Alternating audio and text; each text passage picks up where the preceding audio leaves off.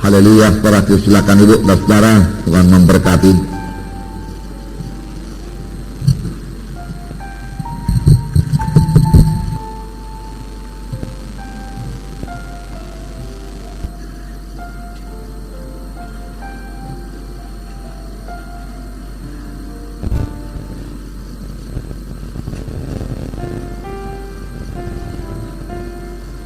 Di pasal 4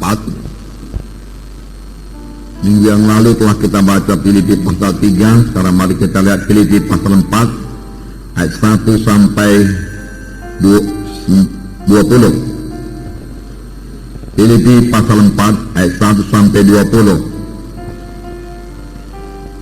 Kita baca bersama-sama. Karena itu, saudara-saudara yang kukasihi dan yang kurindukan, sukacitaku dan mahkotaku, berdirilah teguh, hai saudara-saudaraku yang kekasih.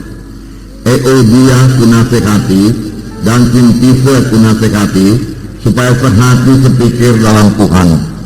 Bahkan kuminta kepadamu juga Fonsudos, temanku yang setia, tolonglah mereka, karena mereka telah berjuang dengan aku dalam pekabaran Injil, bersama-sama dengan Clemens dan kawan-kawanku sekerja yang lain, yang nama-namanya tercantum dalam kitab kehidupan.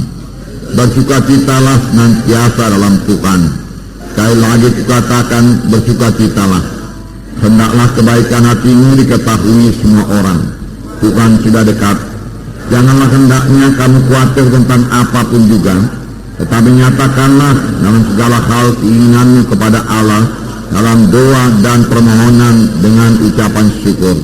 Damai sejahtera Allah yang melampaui segala akal akan memelihara hati dan pikiranmu dalam Kristus Yesus. Jadi akhirnya, saudara-saudara, semua yang benar, semua yang mulia, semua yang adil, semua yang suci, semua yang manis, semua yang sedap didengar, semua yang disebut kebajikan dan patut dipuji, pikirkanlah semuanya itu. Dan apa yang telah kamu pelajari, dan apa yang telah kamu terima, dan apa yang telah kamu dengar, dan apa yang telah kamu lihat padaku, lakukanlah itu. Maka Allah sumber damai sejahtera akan menyertai kamu. Aku sangat bersukacita dalam Tuhan, bahwa akhirnya pikiranmu dan perasaanmu bertumbuh kembali untuk aku. Memang selalu ada perhatianmu, tetapi tidak ada kesempatan bagimu. Kukatakan ini bukanlah karena kekurangan, sebab aku telah belajar mencukupkan diri dalam segala keadaan. Aku tahu apa itu kekurangan, dan aku tahu apa itu kelimpahan. Dalam segala hal dan dalam segala perkara, tidak ada sesuatu yang merupakan rahasia bagiku, baik dalam hal kenyang maupun dalam hal kelaparan, baik dalam hal kelimpahan maupun dalam hal kekurangan. Segala perkara dapat kutanggung dalam Dia yang memberi kekuatan kepadaku. Namun baik juga perbuatanmu, bahwa kamu telah mengambil bahagian dalam kesusahanku. Kamu sendiri tahu juga, hai orang-orang Filipi, pada waktu aku baru mulai mengabarkan Injil, ketika aku berangkat dari Makedonia, tidak ada satu jemaat pun yang mengadakan perhitungan hutang piutang dengan aku.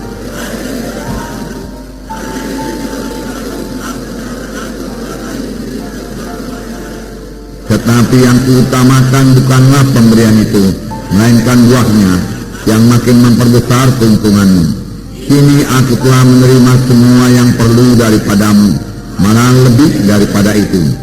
Aku berkelimpahan karena aku telah menerima kirimanmu dari Epaphroditus, suatu persembahan yang harum, suatu korban yang disukai dan yang berkenan kepada Allah. Allahku akan memenuhi segala keperluanmu menurut kekayaan dan kemuliaannya dalam Kristus Yesus. Dimuliakanlah Allah dan Bapa kita selama-lamanya. Amin. Nah, saudara yang kekasih dalam nama Yesus, ini surat Paulus kepada sidang Filipi yang ditulisnya dari penjara. Paulus sangat mengasihi sidang Filipi ini. Saya percaya kalau sekiranya dia tidak dalam penjara, dia akan mengunjungi sidang Filipi di Makedonia ini, saudara. Tetapi karena dia dalam penjara, maka dia menulis surat ini. Surat ini kita lihat ditulis dengan penuh perasaan kasih. Bahkan dia, saudaraku, sangat mengasihi saudaraku dan merindukan anak-anak Tuhan di Filipi. Sehingga dalam ayat 1 dikatakan, saudara-saudaraku yang kukasihi dan yang kurindukan, sukacitaku dan mahkotaku. Berdirilah juga teguh dalam Tuhan, hai saudara-saudaraku yang kekasih. Betapa kita melihat kasih Paulus mengalir melalui suratnya. Sidang Filipi sangat dikasihi Paulus, sehingga dia berkata, engkaulah sukacitaku. Setiap kali Paulus berdoa dengan sukacita. Kadang-kadang kita berdoa juga, tetapi kita berdoa kurang dengan sukacita. Tuhan suka kalau kita berdoa dengan sukacita. Kalau kita percaya doa kita didengar Tuhan dan dijawab Tuhan. Paulus melihat, saudaraku, sidang Filipi ini akan bertumbuh dengan baik, merupakan satu sukacita yang besar bagi Paulus. Tetapi perhatikan juga Paulus berkata bahwasanya sidang Filipi ini merupakan mahkotanya, mahkotaku, dia katakan. Saudara yang kekasih dalam nama Tuhan Yesus, hasil pekerjaan seorang hamba Tuhan, hasil pekerjaan pelayan-pelayan Tuhan akan diuji kelak. Firman Tuhan berkata, Paulus mau pekerjaannya sungguh-sungguh berhasil, sehingga dari pekerjaannya itu dia memperoleh mahkota. Dari pelayanannya dia memperoleh mahkota. Tentu saja berarti dia harus melayani dengan sungguh-sungguh, dengan mengasihi, dengan merindukan jemaat-jemaat ini. Memang, saudaraku, kita harus merindukan jemaat-jemaat yang kita layani, jiwa-jiwa yang kita layani. Inilah sebenarnya dorongan kepada kita untuk melayani mereka itu, karena kita mengasihi mereka itu. Saudara, dahulu dan sekarang pun kami melayaninya, kami rindu melayani saudara-saudara. Tetapi dulu pun, saudara, waktu kami masih melayani desa-desa, kami mengasihi juga di desa-desa. Kami, saudaraku, merindukan mereka. Kami ingin ketemu untuk membagikan berkat-berkat Tuhan kepada mereka. Paulus berkata, menuliskan hal ini tidaklah berat bagiku minggu yang lalu. Ya. Tidak berat bagi Paulus untuk melayani sidang Filipi. Tetapi karena dia dalam penjara, dia harus tulis surat. Sebenarnya tidak berat bagi Paulus untuk mengunjungi sidang Filipi kalau sekiranya dia bebas. Demikian hendaknya bagi kita. Kalau kita benar-benar mengasihi jiwa-jiwa dalam KKS kita, tidaklah berat bagi kita untuk mengunjungi jiwa-jiwa itu. Tidaklah berat bagi kita, saudara, untuk mengasihi mereka dan memberitakan jalan Tuhan kepada mereka, sehingga mereka semua bertumbuh dengan baik dalam Tuhan. Karena hasil pekerjaan saudara akan diuji kelak.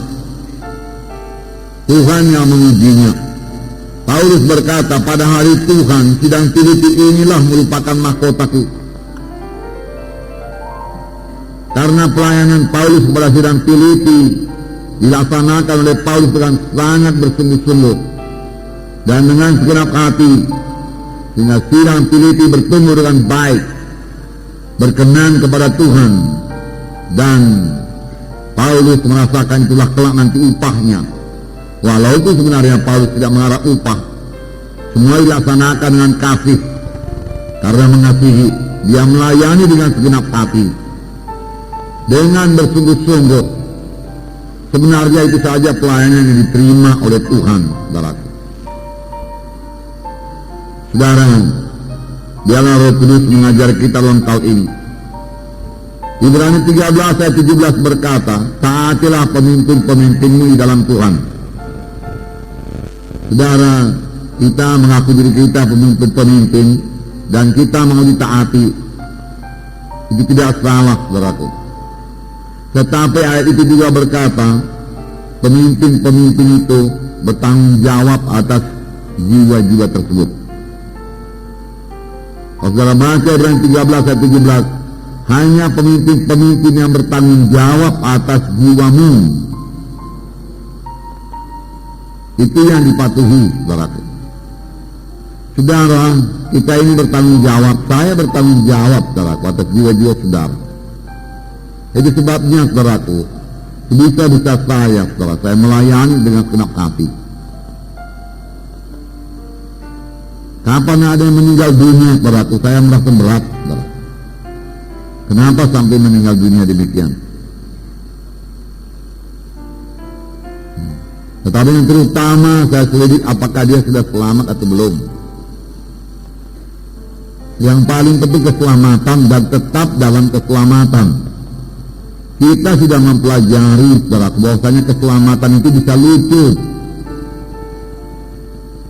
Seorang anak Tuhan yang sudah mengaku menerima Yesus sebagai Tuhan dan Juru Selamatnya, dibaptiskan, dapat baptisan Roh Kudus, saudara, tetapi tidak mau mengubahkan hidupnya dan tetap mau hidup sebagai cara hidup yang lama, hidup dalam kehendak daging, saudaraku, dia tidak akan selamat, saudara.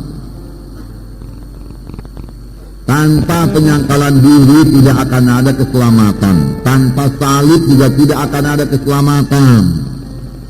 Kita mau hidup dalam dosa, ya, takut kepada manusia, lalu terikut-ikut dengan acara-acara kegelapan, penyembahan berhala, dan lain sebagainya. Saudaraku, itu dapat meluputkan kita daripada keselamatan jiwa yang sudah diberikan Tuhan kepada kita. Kita tidak sampai mencapai sorga. Di dalam buku Wahyu jelas dikatakan barang siapa yang menang. Itu surat yang ditulis Yohanes kepada ketujuh sidang jemaat di Asia yang semuanya sudah pernah lahir baru, jadi anak-anak Tuhan. Tapi kepada satu sidang dan sidang yang lain kau disangka hidup tapi baru kau mati. Pada yang lain dikatakan, ya, engkau suam, kumuntahkan engkau, dan lain sebagainya. Lalu dalam tiap-tiap suratnya itu dikatakan, barang siapa yang menang, barang siapa yang menang. Oleh sebab itu, saudara perhatikan jiwa-jiwa dalam KKS saudara. Menangkah dia, saudaraku? Di manakah semua yang dibaptiskan itu menangkah dia, berubahkah hidupnya, saudara? Datangkah dia kebaktian KKS, saudara? Datangkah dia kebaktian minggu, saudara?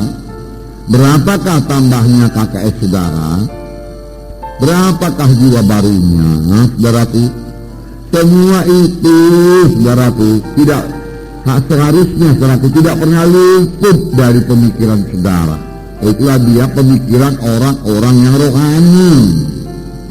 Bisa juga kita melayani, saudaraku, dengan segala macam pikiran duniawi ini, sedikit pun tidak pada jiwa, saudaraku. Saudara pemimpin KKS bukan hanya untuk berkhotbah saja, amin, saudaraku, ya. Tetapi saudara memperhatikan jiwa-jiwa itu, mengasihi jiwa-jiwa itu, melihat pertumbuhannya satu persatu. Untuk itulah diadakan kelompok kecil ini yang namanya KKS, supaya kecil, supaya bisa dikenal tiap-tiap jiwa, saudara. Kalau sudah banyak begini, saya tidak tahu nama saudara pun, apalagi rekan saudara. Maka secara umum saya berikan firman Tuhan seperti ini, saudara. Tetapi dalam KKS tidak seperti ini. Dalam KKS ada fellowship, ada persekutuan, di mana saudara bisa mengasihi jiwa-jiwa itu, dan saudara menikmati persekutuan itu, dan jiwa-jiwa menikmati persekutuan dalam KKS itu.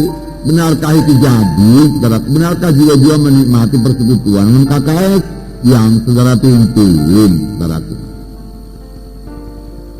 Kalau dia menikmati persekutuan itu, mendapat berkat, disegarkan dalam persekutuan itu, saudaraku, dalam himpunan di KKS itu, tentu saudaraku dia rindu untuk datang pada hari Rabu depan, bahkan dia bawa temannya pun, karena dia menerima berkat. Dan saudara boleh terus memantau kemajuan rohaninya. Paulus berkata, ya, aku tidak pernah melalaikan apapun yang penting bagi kamu. Apa yang rasa Paulus penting, tidak pernah dilalaikannya. Semua kuberitakan, dia katakan, baik di muka umum, baik di rumah-rumah, kuajarkan kepada kami. Demikian saudara dengan KKS saudara. Saudaralah gembalanya. Itulah dia kelak mahkota saudara.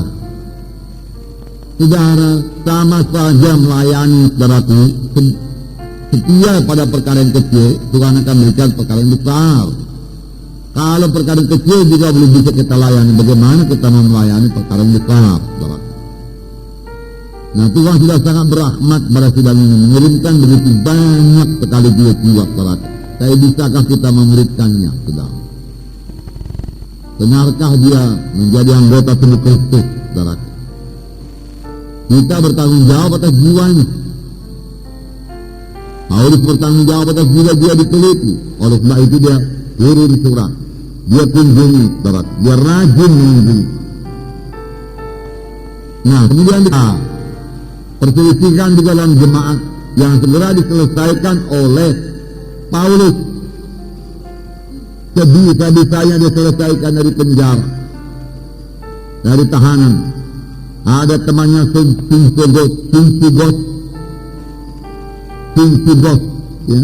Tolong Sinsigos, dia katakan, supaya Euodia dan Sintique ini boleh bersehati, sehati sepikir. Jangan sampai ada perselisihan demikian. Walaupun perselisihan itu masih kecil, selesaikan dengan cepat. Jangan sampai perselisihan itu menjadi besar. Cek dalam KKS saudara nih, saudaraku, yang Tuhan sangat memberkati persatuan. Amin. Dalam buku Mazmur dikatakan, kesanalah Tuhan melimpahkan berkat. Di mana ada persatuan, jadi Tuhan mudah sekali mencurahkan berkat. Tetapi di mana ada perselisihan, Sintique, Euodia, saudaraku, jadi dikatakan sudah bekerja bersama-sama teman-teman sekerjaku dengan klaim katakan untuk memberitakan Injil.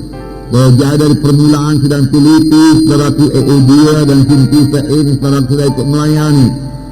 Jangan sampai dia luput, jangan sampai dia masuk dalam kehendak daging, karena terus menerus dalam perselisihan saudaraku akan jatuh pada kehendak daging yang menyulitkan keselamatan.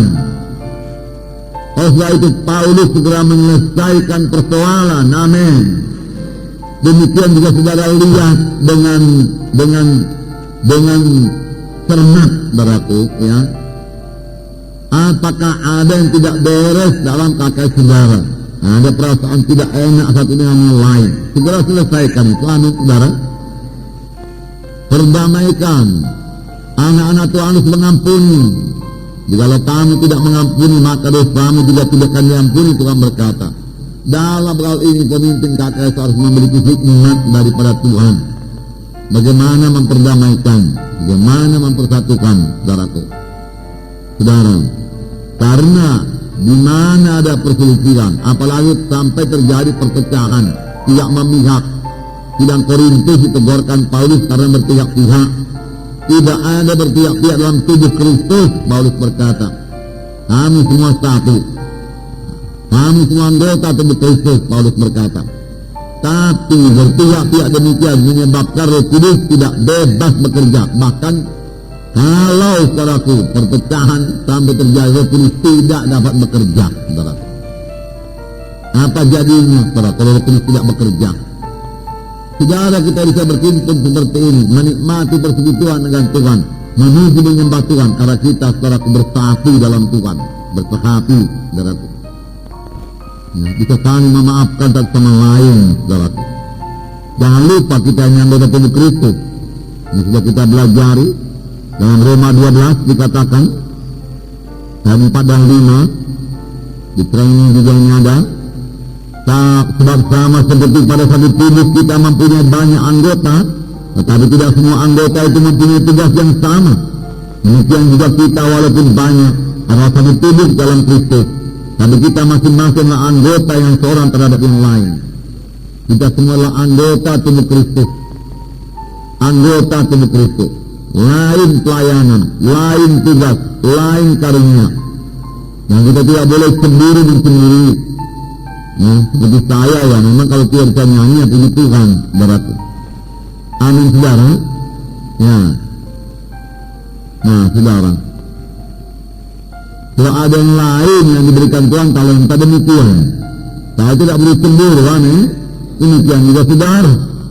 Masing-masing kita ada bagian kita, dan masing-masing kita akan menerima pahala daripada Tuhan. Sepanjang kita melakukan bagian kita dengan sungguh-sungguh, dengan segenap hati. Amin saudara. Ya. Puji Tuhan.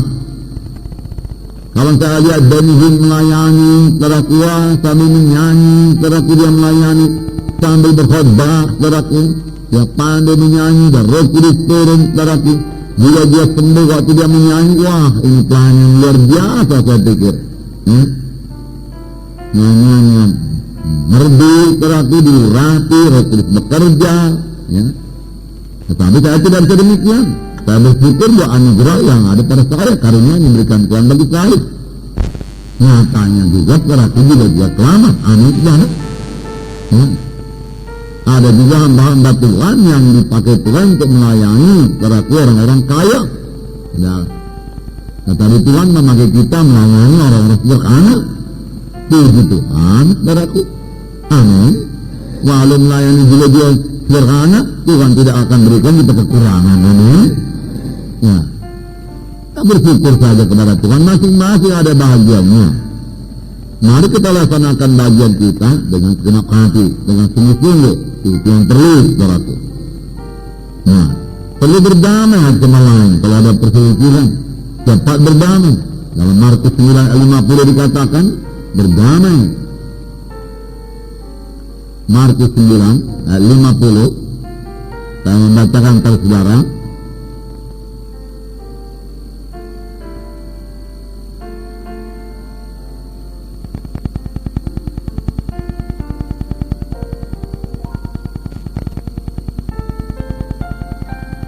Garam memang baik, tetapi juga garam menjadi hambar, yang apakah kamu mengasihkannya? Hendaklah kamu selalu mempunyai garam dalam dirimu dan selalu hidup berdamai yang seorang dengan yang lain. Dan selalu hidup berdamai seorang dengan yang lain. Dengan demikian damai Tuhan tak mendiami hati kita. Amin saudara. Ya. Gosip saudaraku sangat menghilangkan damai. Jangan menggosip, jangan menggunjing, dan jangan mementingkan diri sendiri. Saudara, sebagai anggota tubuh Kristus dalam Filipi pasal 2, saudara, dikatakan janganlah kita mementingkan diri sendiri, perhatikanlah orang lain. Ayat 4 barangkali. Ayat 2. Filipi 2 ayat 2. Karena itu sempurnakanlah sukacitaku dengan ini. Hendaklah kamu sehati sepikir, dalam satu kasih, satu jiwa, satu tujuan, dengan tidak mencari kepentingan sendiri atau puji-pujian yang sia-sia. Puji-pujian yang sia-sia dari manusia, ya. Sebaiknya itu nggak usah pun, saudaraku. Kalau saya nggak usah dipuji, saudaraku. Saya sudah cukup lama saya nggak pernah dipuji, saudaraku. Nanti kalau saudara puji pun saya jadi terkejut, saudaraku. Saya sudah suka cita karena saya sudah dapat menyampaikan maksud Tuhan. Amin saudara. Ya. Sebaliknya hendaklah dengan rendah hati yang seorang menganggap yang lain lebih utama daripada dirinya sendiri. Menganggap yang lain lebih utama, lebih penting. Oleh sebab itu dia mendoakan saudaranya yang lain tersebut. Bukan menganggap diri kita lebih utama. Setiap kali yang terjadi Sebaliknya ini dari ayat ini, kita menganggap diri kita yang utama, orang lain tidak utama. Lalu firman Tuhan berkata, anggap orang lain lebih utama daripada dirimu sendiri. Amin. Ya, salah evaluasi namanya itu, salah perkiraan. Kita merasa diri kita sangat hebat, sangat diurapi, sangat rohani. Ya, kita merasa orang lain tidak ada apa-apanya, saudaraku. Padahal semua kita ini anggota tubuh Kristus, diselamatkan Tuhan dengan maksud yang begitu indah, saudaraku. Ya, ada karunia Tuhan dalam saudara masing-masing. Saya mengakuinya, saudaraku. Ada karunia Tuhan bagi saya. Biarlah kita saling menghargakan, amin, saudara. Ya, dan saling mendoakan. Nah, anggaplah yang lain lebih utama, sehingga kita menghormati dia, tidak merendahkan dia. Dan janganlah tiap-tiap orang hanya memperhatikan kepentingannya sendiri, tetapi kepentingan orang lain juga. Nah, perhatikan kepentingan orang lain juga. Perhatikan orang lain, perhatikan anak Tuhan yang lain. Amin, saudara. Itu membuat saudara bertambah-tambah dewasa dalam Tuhan. Nah, karunia-karunia, tugas-tugas, berarti kelengkapan-kelengkapan yang diberikan Tuhan pada anak-anaknya memang berlain-lainan, tapi semua itu saling melengkapi.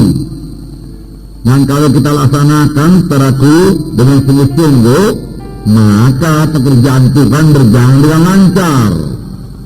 Karena masing-masing pada tempatnya, masing-masing pada posisinya, amin. Masing-masing pada pelayanannya, saudaraku. Tidak ada anggota tubuh Kristus yang tidak berfungsi. Semua anggota tubuh Kristus ada fungsinya, amin. Semua anggota tubuh saya yang ada fungsinya, saudaraku. Dan Mazmur 133 dikatakan, di mana ada persatuan, ke sana Tuhan mencurahkan berkat. Di dalam rumah tangga ada persatuan, ke situ Tuhan mencurahkan berkat. Amin, saudara. Di Mazmur 133.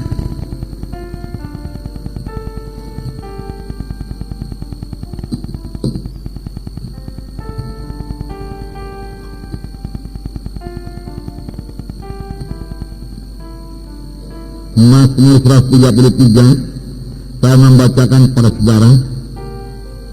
Sungguh alangkah baiknya dan indahnya apabila saudara-saudara diam bersama dengan rukun, seperti minyak yang baik di atas kepala meleleh ke janggut, yang meleleh ke janggut Harun dan ke leher jubahnya, seperti embun gunung Hermon yang turun ke atas gunung-gunung Sion. Kesanalah Tuhan memerintahkan berkat kehidupan di selama-lamanya. Tuhan memerintahkan berkat di mana ada persatuan. Dan Tuhan berkata sebagai minyak yang meleleh ke janggut Harun dan ke leher jubahnya, seperti embun gunung Hermon yang turun ke atas gunung-gunung Sion. Kesanalah Tuhan memerintahkan berkat dan memerintahkan kehidupan untuk selama-lamanya. Amin, saudara.